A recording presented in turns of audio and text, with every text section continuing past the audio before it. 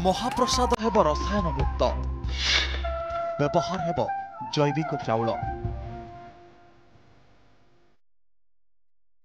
महाप्रसादर गरिमा और मर्यादा अक्षुण्ण रखा निष्पत्ति नि आड़प मंडपरे प्राय 5 दिन अन्न महाप्रसाद लगी प्रत्येक दिन कोठभोग अन्न एवं विभिन्न पिठा प्रस्तुत करने को प्राय 80 किलो चाउल व्यवहार हुए।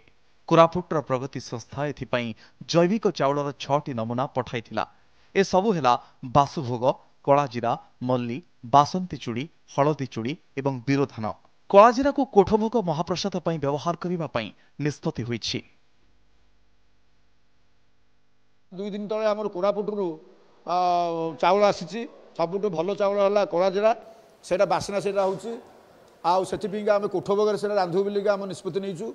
त सहित बिरी आ मुग जो खेचड़ी पड़ो मुग बिरी जो आम पर्वजात्रा जो गुंडीचा मंदिर आम पर्वजात्रा अच्छी से विशेष कर अधिक पिठापना से तैयारी हुए से कहुई बिरी अधिक देवाई से बिरी से जैविक पद्धति आम बिरी भी देवे।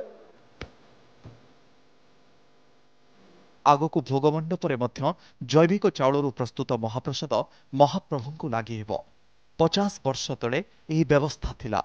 रसायन मुक्त चाउल, डाली और पनीपरिबारे महाप्रसाद प्रस्तुत होउथला। 50 वर्ष परे पुणी से व्यवस्था फेरिब। सुलभ दर में भक्त यह पाइबे। जोटा प्रभु काम लगे से भल चाउल होता दरकार। आपन को जैविक जो पद्धति चाउल आसूची से बहुत खुशी कथा है। आम ये स्वागत करुँ एवं प्रभु को सब भल जिन समर्पित करा जाऊ।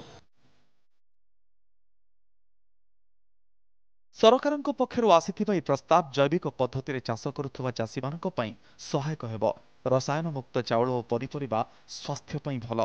पुरीरू कैमरामैन सुकांतଙ୍କ सह सीमांचल पाढ़ीଙ୍କ रिपोर्ट, कनेक्ट न्यूज।